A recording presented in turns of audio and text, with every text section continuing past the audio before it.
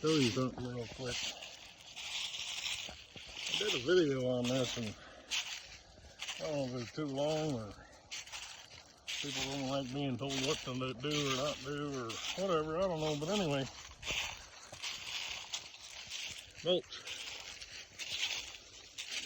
These are trees near creeks.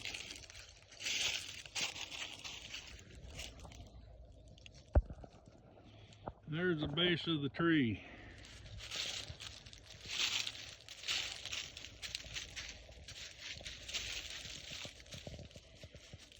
The leaves are up to the tree, but they're not compacted, for one thing.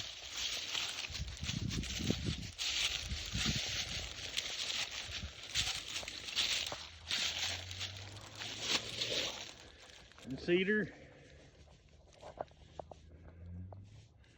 kind of hard to see, but anyway, you get the drift.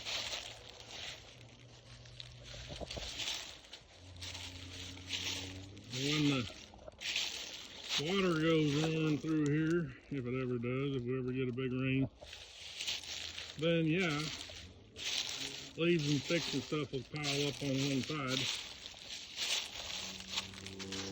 But they're not mashed in, for one thing. It's not like putting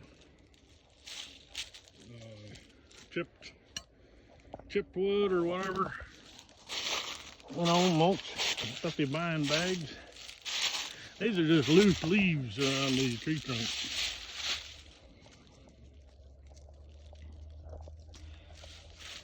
The leaves fell off the tree, hit the ground. Might have blown around a little bit, but pretty much stayed where they are. And they'll decompose fairly quickly. There won't be many left